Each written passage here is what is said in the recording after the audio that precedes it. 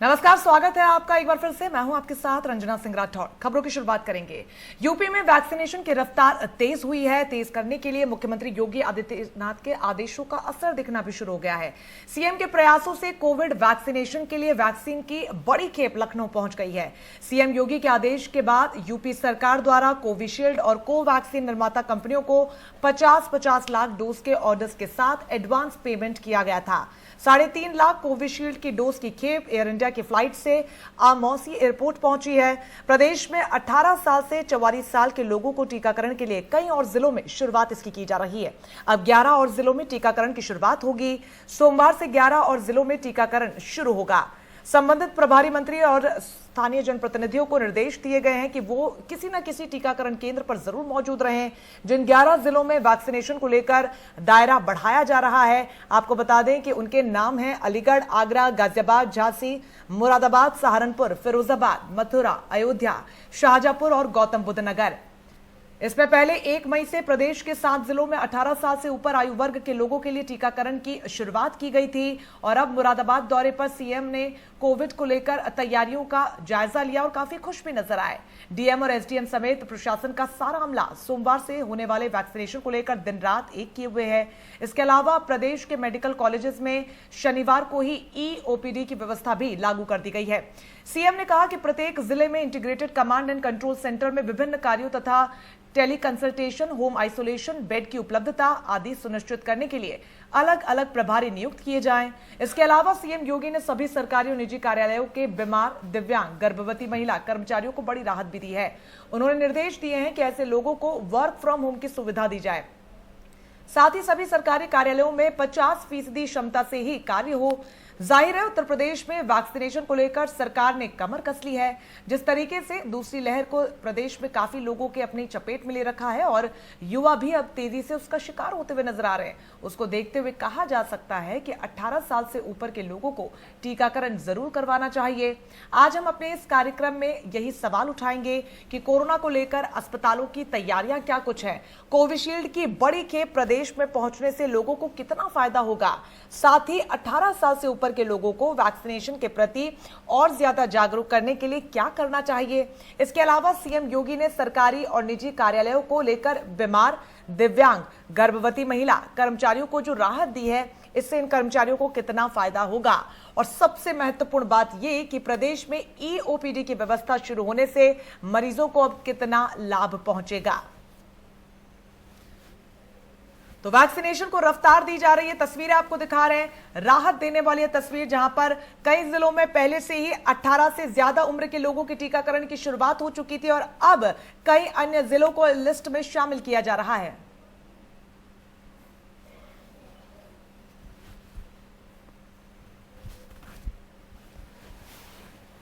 तो डॉक्टरों के सलाह पर इलाज किस तरीके से किया जाए, कोरोना के संक्रमण के बढ़ते प्रकोप के चलते ओपीडी की सेवाओं को बंद कर दिया गया था, लेकिन एक बार फिर से शनिवार से ई-ओपीडी की शुरुआत की गई है, जिससे कि अब मरीजों को इससे कितना राहत मिलेगा ये भी देखने वाली बात होगी। आपको बता दें कि 18 से 44 आयु वर्ग के टीकाकरण अभियान की शुरुआत हुई है।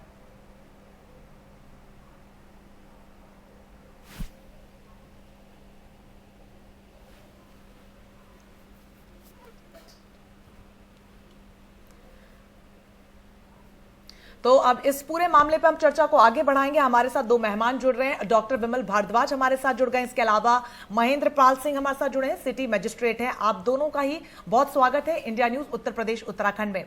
डॉक्टर साहब, शुरुआत में आपसे करना चाहूंगी क्योंकि फ्रंटलाइन वर्कर्स के तौर पर आप लोग काम कर रहे हैं, बेहद करीब से आप तमाम सुविधाओं को और असुविधाओं को भी देखते हैं, लेकिन ऐसे में अब जब बड़ी खेप न सिर्फ ऑक्सीजन की बल्कि वैक्सीन की भी उत्तर प्रदेश के अलग अलग जिलों में पहुंच रही है, सबसे पहले तो कितनी बड़ी राहत की बात इसे देखा जाए? देखिए मैडम, मैं चाहूंगा कि कुछ लोग इसमें भ्रांति में फैले हुए हैं कि इसमें वैक्सीन लगवाएं न लगवाएं। मैं सभी से अनुरोध करना चाहूंगा कि अगर आपके पास वैक्सीन की सुविधा उपलब्ध है आपके जिले में, आप तुरंत वैक्सीन लगवाएं। वैक्सीन लगवाते समय कुछ चीज़ों का ध्यान रखें कि अगर आपकी कोई ऐसी डिजीज जो एक्टिव फेज में हो, जैसे डायबिटीज या कोई और बीमारी जो अनकंट्रोल हो, तो पहले उसको कंट्रोल करें। जिसके बाद है तो बुखार आ रहा है तो उसको वैक्सीन न लगवाएं, अन्यथा वैक्सीन जरूर लगवाएं। वैक्सीन लगवाने के बाद कुछ दिनों के लिए, 2-3 दिनों के लिए आराम करें, अपने आप को जैसे घर पर रखते हैं आइसोलेट ऐसे रखें। कुछ लोगों को मैंने फोन अटेंड किया, कह रहे बुखार आता है, तो उसमें घबराने की जरूरत नहीं है। मुझे भी वैक्सीन लगवाने के बाद 2 दिन दिक्कत रही थी, तो मैंने पैरासीटामोल 650 मिलीग्राम की उसका सेवन किया। सभी से अनुरोध है कि पैरासीटामोल ही लें, इस समय कोई अन्य पेन किलर बिना डॉक्टर की सलाह के नहीं लें। दूसरी बात एक कहना चाहूंगा कि ये भ्रांति फैले हुई कि कोवैक्सीन बेटर है कि कोविशील्ड बेटर है। मैं बताना चाहूंगा आपके माध्यम से कि कोवैक्सीन और कोविशील्ड दोनों ही वैक्सीन हमारे देश की अच्छी एफिकेसी के साथ है। हम एफिकेसी को ना देखें, एफिशिएंसी पे देखें। मुझे कोविशील्ड लगी थी, मुझे कोरोना हुआ, अभी जल्दी निकल के आया हूँ, मेरा आज 15वां दिन है और मैं स्वस्थ हूँ, मुझे कोई कॉम्प्लिकेशन कहीं से नहीं हुआ। थोड़ी सी दिक्कत जो हुई वो मामूली रही। इसी तरीके से मेरे साथियों को कोवैक्सीन लगी, वो भी कोरोना संक्रमण हुआ, लेकिन सीवियरिटी ज्यादा नहीं हुई। इसलिए दोनों ही वैक्सीन इफेक्टिव है और वैक्सीन जरूर लगवाएं। ठीक है, आपके पास लौटूंगी। महेंद्र पाल जी, आपका मैं रुख करना चाहूंगी। जिस तरीके से तैयारियां एकदम रफ्तार पकड़ चुकी हैं, 11 और जिलों को टीकाकरण की प्रक्रिया में अब शामिल किया गया है, तैयारियां क्या कुछ है और मुरादाबाद में खासतौर पर इसको किस तरीके से देखा जाए?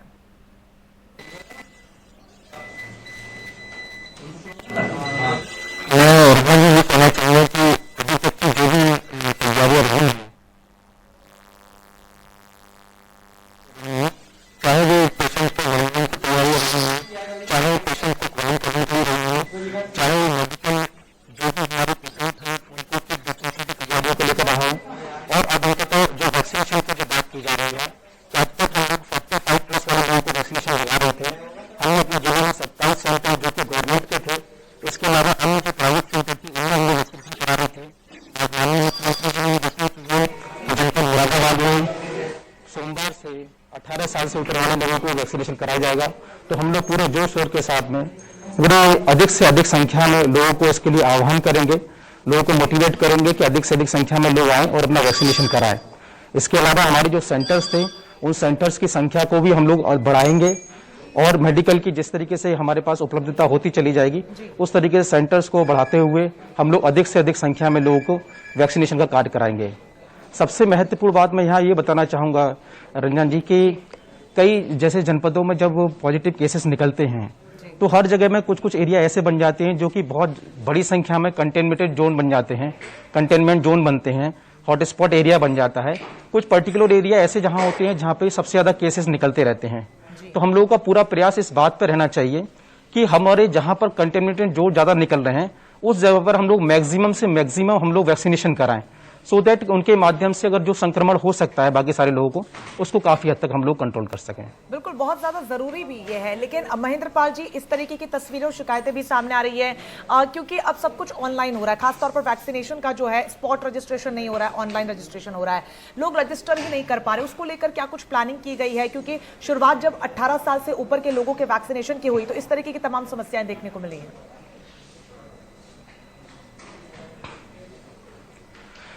मैं इस बात से इत्तेफाक रखता हूं, पहले भी इस तरह की कई सारी समस्या रही थी, लेकिन हम लोगों ने पूरी कोशिश की थी कि हमारे जनपद में इस प्रकार की कोई समस्या नहीं आए। इसके लिए हम लोगों ने गवर्नमेंट की तरफ से जो भी समय समय पर जो भी निर्देश जारी किए गए, जो भी वेबसाइट दी गई, जो भी ऑनलाइन रजिस्ट्रेशन के लिए जो लिंक दिए गए, उन सारे लिंक को हम लोगों ने पत्र मीडिया के माध्यम से, इलेक्ट्रॉनिक मीडिया के माध्यम से, लोकल चैनल्स के माध्यम से लगातार प्रसारित कराया है और लोगों तक ये सभी चीजों को, यहाँ के सभी नागरिकों को ये मैसेज करने की कोशिश की है कि हम सभी लोग मतलब कि जो सही डायरेक्शन है उस दिशा में हम लोग जाएं और अपना रजिस्ट्रेशन कराएं। तो यहाँ पर भी जैसे 45+ का जब आया था तो काफी बड़ी संख्या में लोगों के रजिस्ट्रेशन हुए थे। जी, लेकिन इस तरीके की कोई दिक्कत नहीं आने दी गई क्योंकि हमने अपने सेंटर्स में पहले से ही सीमा तय कर रखी थी कि एक सेंटर पर हमारे हैं तो एक दिन में कुल कितने वैक्सीनेशन हमारे हो सकते हैं। जितने वैक्सीनेशन हो सकते हैं उतने ही लोगों को हम लोग मैसेज के थ्रू, मैसेज उनके पास पहुंचता था, मोबाइल में मैसेज आता था और वो ही पेशेंट वहां पर अपने वैक्सीनेशन कराने के लिए आते थे। तो किसी प्रकार कोई अफरा तफरी का माहौल नहीं रहा और बड़ी इत्मीनान से यहाँ पर काफी हद तक हम लोगों ने 45+ जो लोग थे उनको भी हम लोग लगभग 57% के आसपास वैक्सीनेशन हम लोग करा चुके हैं, जो भी लक्ष्य हमें निर्धारित किया गया था उसके अनुरूप। जी बिल्कुल, जिस तरीके से लगातार वैक्सीन को लेकर भी भ्रामक मैसेजेस वायरल हो रहे हैं महेंद्र पाल जी, ऐसे में बहुत से लोग डर रहे हैं और जैसे कि गांव का आप जिक्र कर रहे हैं जहां पर पहला स्ट्रेन हमने देखा था कि गांव बच गए थे हमारे, लेकिन इस बार का जो स्ट्रेन है वो गांव को भी पूरी तरीके से चपेट में ले रहा है और लोग वहां पर सबसे कम जागरूक होते हैं। तो वो कितनी बड़ी समस्या के तौर पर वैक्सीनेशन के प्रोसेस में देखने को मिल रहा है, एक बड़ा बैरियर है वो कहीं ना कहीं।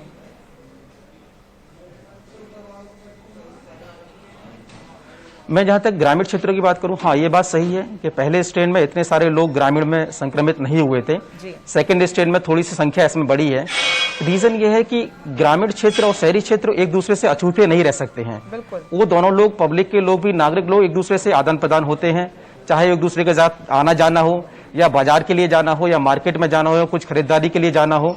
तो जाहिर सी बात है ग्रामीण क्षेत्र का जो अंचल का जो भी व्यक्ति होगा वो शहर कस्बे की तरफ जरूर आएगा, और जब संक्रमण अगर शहर की तरफ है तो वो भी कहीं ना कहीं संक्रमण बाकी जगह तक फैलना उसका लाजमी रहता है। लेकिन जो ग्रामीण क्षेत्र में संक्रमण फैल रहा है उसके लिए हम लोगों ने ये काम हम लोग लगातार कर रहे हैं। माननीय मुख्यमंत्री जी के माध्यम से लगातार ये निर्देश दिए जाते रहे हैं कि हमारे जो ग्रामीण क्षेत्र में जो हमारी निगरानी समितियां हैं, निगरानी समितियों पर विशेष तौर पर हम लोग फोकस करें। ग्रामीण निगरानी समितियों में हमारे यहाँ पर ग्राम प्रधान हैं, सचिव हैं, लेखपाल हैं, आशाएं हैं, आंगनबाड़ियां हैं, ये सारे जो निगरानी समिति के हिस्से हैं, ये सारे लोग मिलकर साथ में काम करते हैं। और ग्रामीण क्षेत्र में अगर कोई प्रवासी व्यक्ति आता है या किसी के साथ में कोई लक्षण युक्त कोई व्यक्ति है, उन सभी की स्क्रीनिंग करना, उन सभी की जांच करना, और लक्षण युक्त व्यक्तियों को मेडिसिन की किट वितरित करना, और जो भी अगर किसी को कोई भी लक्षण अगर है तो उसको हम लोग नजदीकी हॉस्पिटल में ले जाकर वहां उनकी सैंपलिंग कराना, इस चीज पर हम लोग लगातार फोकस कर रहे हैं। इस वजह से काफी हद तक हमारे ग्रामीण क्षेत्रों में संक्रमण पहले की तुलना में बढ़ा तो जरूर है, लेकिन उस स्तर तक नहीं पहुंचा है कि उसे नियंत्रित ना किया जा सके। बिल्कुल, बहुत ज्यादा जरूरी है कि उसे नियंत्रित किया जा सके, और अभी हम उस स्टेज में हैं। ऐसे में महेंद्र पाल जी, आप सूबे के मुख्यमंत्री योगी आदित्यनाथ लगातार एक्शन मोड में नजर आ रहे हैं, अलग अलग क्षेत्रों का वो दौरा कर रहे हैं, मुरादाबाद भी वो पहुंचे और कोरोना को लेकर हालातों को उन्होंने जायजा लिया। क्या कुछ खास निर्देश उन्होंने दिए हैं?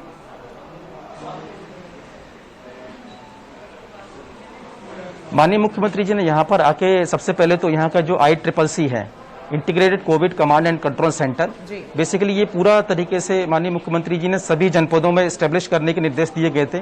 उसी के क्रम में हम लोगों ने यहाँ मुरादाबाद में हमने एस्टेब्लिश किया था। इस पूरे इंटीग्रेटेड कमांड सेंटर में हम लोग इस तरीके से व्यवस्था की गई है कि यहाँ पर एक साथ में, एक ही हॉल में, एक ही स्थान पर जितने भी जनपद में जितने भी विभाग होते हैं जो कि कोविड के लिए, वहां के प्रचार प्रसार के लिए, बचाव के लिए, वैक्सीनेशन के लिए, मेडिकल के लिए, किसी भी चीज के लिए रेस्पॉन्सिबल होते हैं, उन सभी लोगों को एक छत के नीचे साथ में बैठाया गया है। यहाँ पर हम लोगों ने कॉलर लाइन लगाई है। कंट्रोल रूम के कुछ नंबर्स हैं, जो नंबर्स को हम लोग लगातार मीडिया के माध्यम से प्रसारित करते हैं। उन नंबर्स पर लोगों की शिकायतें आती हैं, लोगों की समस्याएं आती हैं, लोगों की जिज्ञासाएं आती हैं, उनको हम लोग शमन करने का प्रयास करते हैं, उनका समस्याओं का समाधान करने का प्रयास करते हैं। इसके अतिरिक्त हमारे इस कंट्रोल रूम में जैसे सैनिटाइजेशन का काम के लिए अलग से ही नगर निगम की टीम, जिला पंचायत की टीम, नगरीय निकायों की टीम लगी है जो कि सैनिटाइजेशन का पूरा काम करती है। हमारे यहाँ एक्सपर्ट डॉक्टर्स की टीम 24/7 आवर्स के लिए यहाँ पर मौजूद रहती है, जिससे कि अगर किसी पेशेंट से अगर हम बात करते हैं, किसी को कोई समस्या अगर आ रही है, और ऐसी समस्या है जो कि एक नॉर्मल जो कॉल अटेंड करने वाला व्यक्ति सुलझा नहीं सकता है, तो उसको हम लोग डॉक्टर से सीधी बात कराते हैं, डॉक्टर उनसे बात करते हैं। इसके अलावा हम लोग यहाँ पर जैसे अगर किसी पेशेंट के लिए एम्बुलेंस तुरंत इंतजाम करना हो तो एम्बुलेंस मैनेजमेंट का सिस्टम हमने लोगों ने बना रखा है। इसके अलावा हम लोगों ने पेशेंट का जो मैनेजमेंट है, उस मैनेजमेंट में जैसे हम लोग फैसिलिटी अलॉट करते हैं कि कोई व्यक्ति की अगर सीवियरिटी के हिसाब से उसको हम लोग L1 में या L2 में या L3 में हम लोग उसको शिफ्ट करते हैं। तो जिस तरीके के अलग अलग तरीके के हमारे पास कॉल आते हैं लगातार दिन भर में, और उन सारे कॉल को अटेंड करना, उन पर रिएक्ट करना और उनकी जो भी समस्या उनको दूर करने का प्रयास करने से काफी हद तक इसमें सफल हो पाते हैं। अच्छी बात ये रहती है कि इसमें सारे डिपार्टमेंट के लोग एक साथ रहते हैं, तो किसी को ज्यादा कांटेक्ट करने की जरूरत नहीं रहती, सभी लोग आमने सामने रहते हैं, एक दूसरे से बातचीत कर सकते हैं और जो भी इंफॉर्मेशन है उनको हम लोग शेयर कर सकते हैं। बिल्कुल, तो ये यहाँ इंटीग्रेटेड कमांड सेंटर में हम लोगों ने किया है। इसके अलावा अगर आप चाहेंगे तो मैं एक चीज यहाँ दिखाना चाहूंगा कि इनफैक्ट हमारे जो प्राइवेट हॉस्पिटल हैं, अगर आपके कैमरामैन अगर इजाजत दें तो इस चीज के लिए, हम लोगों ने जो हमारे प्राइवेट हॉस्पिटल्स भी हैं और सरकारी हॉस्पिटल भी हैं, उनके जो हम लोगों ने वेब लिंक है उनको भी हम लोगों ने अपने इस ICCC से जोड़ा हुआ है, जिससे कि हम यहाँ अपने ICCC में बैठ के उनको हम लोग जो ICU में पेशेंट है, जो ऑक्सीजन बेड पर पेशेंट है, उनको भी हम लोग निगरानी कर सकते हैं और देख सकते हैं। जी बिल्कुल, बहुत ज्यादा जरूरी है कि सभी का सहयोग इसमें मिले और तभी शायद हम इस जंग को जीत पाएंगे। और डॉक्टर विमल भारद्वाज जी, मैं आपका रुख करना चाहूंगी और बहुत महत्वपूर्ण सवाल आपसे पूछना चाहती हूँ, और ये इस समय जन जन का सवाल बना हुआ है। वैक्सीन को लेकर लगातार लोग कंफ्यूजन में हैं, क्योंकि 18 से ज्यादा उम्र के जो लोग हैं उन्हें कोविशील्ड ज्यादातर उपलब्ध हो पा रही है और लोग प्रेफर कर रहे हैं कि उन्हें कोवैक्सीन लग जाए। स्पुतनिक को लेकर भी लगातार डिमांड बढ़ रही है। तो क्या ये जो डिफरेंशिएशन देखने को मिल रहा है, ये जायज है या फिर ये भी भ्रामक यहाँ पर भ्रांतियां फैलाई जा रही है? उसको थोड़ा क्लैरिफाई कीजिए हमारे दर्शकों के लिए। मैडम ये भ्रांति है इस तरह की, क्योंकि जो कोविशील्ड है वो वैक्सीन जो एस्ट्राजेनेका कंपनी इसके थ्रू बनी हुई है, mRNA वैक्सीन है, और जो कोवैक्सीन है वो प्योर भारतीय है, वो वेक्टर वैक्सीन है, किड वैक्सीन है। दोनों ही वैक्सीन की एफिकेसी लगभग बराबर है और एफिशिएंसी दोनों बराबर है।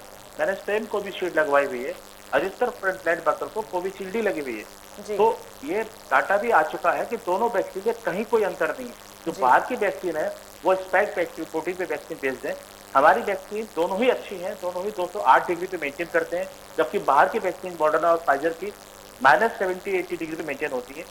एक चीज और बताना चाहूंगा आपके माध्यम से कि जो कोरोना पॉजिटिव मरीज है, अगर आप अभी तक वैक्सीन नहीं लिए हैं तो आप वैक्सीन फिलहाल कुछ दिनों के लिए ना लें।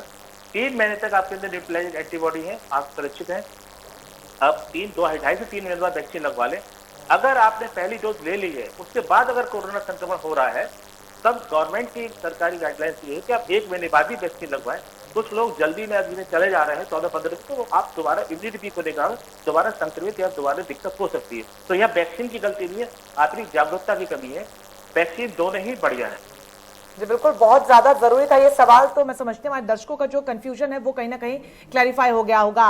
महेंद्र पाल जी, एक सवाल आपसे ये भी था कि मुख्यमंत्री ने अलग अलग क्षेत्रों के दौरे जो किए उस दौरान उन्होंने बड़ी बातों का जिक्र किया। एक बड़ी बात ये भी कि जो तमाम गर्भवती महिलाएं हैं या फिर जो बुजुर्ग हो चुके हैं लोग, उनको वर्क फ्रॉम होम दे दिया जाए, जो कि फ्रंटलाइन वर्कर्स के तौर पर काम कर रहे हैं।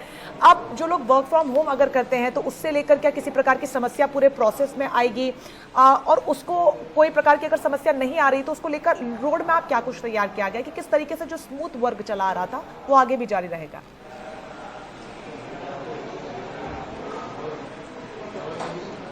मैं यहाँ ये बताना चाहूँगा कि माननीय मुख्यमंत्री जी ने पूर्व में ही इसकी घोषणा कर दी थी कि अब जिस तरीके से द्वितीय लहर में लगातार केसेस की रफ्तार बढ़ती चली जा रही है, उस स्थिति में 50% लोगों के साथ में, सरकारी कर्मचारियों के साथ में काम किया जाए और वर्क फ्रॉम होम के भी हमेशा से एम्फेसाइज करने की उन्होंने बात की है।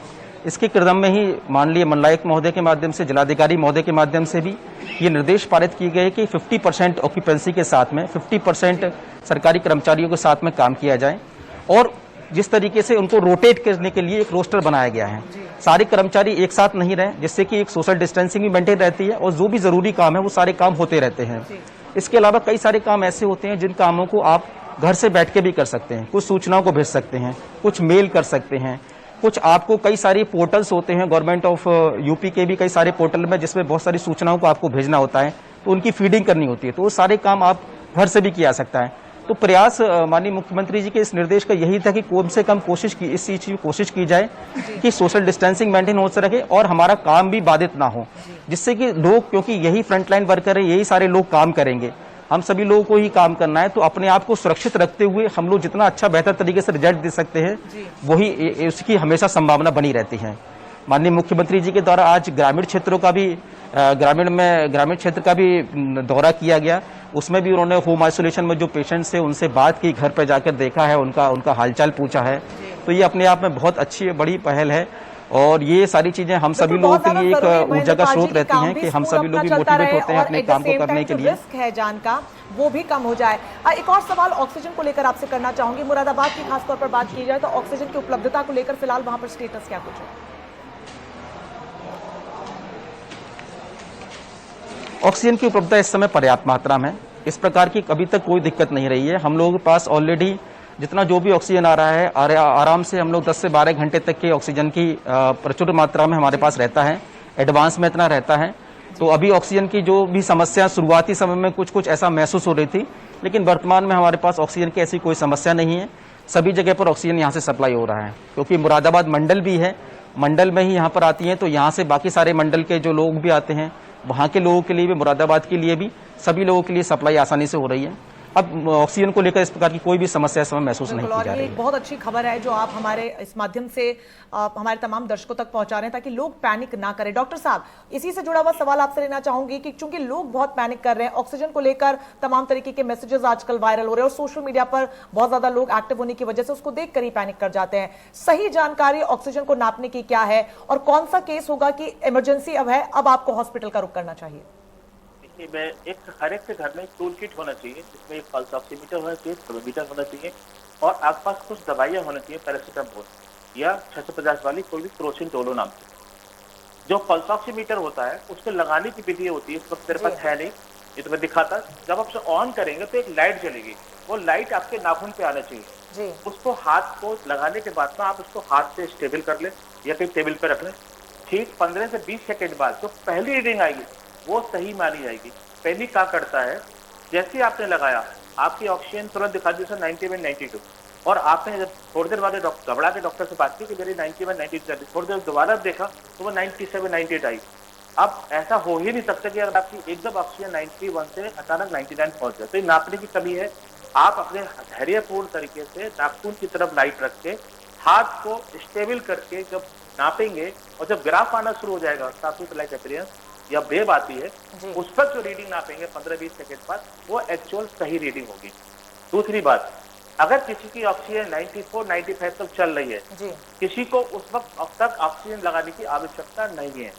हाँ, अगर किसी की ऑक्सीजन जैसे 6 मिनट बॉक्स टेस्ट हम लोग कहते हैं, अर्ली डिटेक्शन, जितने लोग हैं, मैं अधिकतर लोगों से मिलता हूँ, वो सिटी स्कैन करा के बैठ जाते हैं या शुरू में मानते नहीं है कि वो कोरोना पॉजिटिव है। या बिल्कुल डॉक्टर साहब, बहुत ज्यादा जरूरी है कि जो तमाम टिप्स आपने आज दिए हैं उनका इस्तेमाल सबसे पहले करा जाए और उसके बाद ही अस्पतालों का रुख किया जाए, जिससे कि भीड़ वहां पर ना इकट्ठी हो सके। बहुत शुक्रिया डॉक्टर विमल भारद्वाज और महेंद्र पाल जी, आपका भी हमारे साथ जुड़ने के लिए और तमाम जानकारी देने के लिए, क्योंकि जिस तरीके से लगातार पैनिक की स्थिति देखने को मिल रही है वो सबसे ज्यादा खतरनाक है, क्योंकि फिजिकल हेल्थ तो इंपॉर्टेंट है ही, साथ ही आपकी मेंटल हेल्थ भी उतनी ही ज्यादा जरूरी है। और यही वजह है कि हम भी बार बार अपने तमाम दर्शकों से यही अपील करते हैं कि ज्यादा स्ट्रेस मत लीजिए, घबराइए मत, और हाँ, अफवाहों पर बिल्कुल ध्यान न दें और वैक्सीनेशन की प्रक्रिया में बढ़ चढ़कर हिस्सा लें। तो चलिए, इसी के साथ मेरे साथ फिलहाल के लिए बस इतना ही। लगातार बड़ी खबरों के लिए आप बने रहिए हमारे साथ। नमस्कार।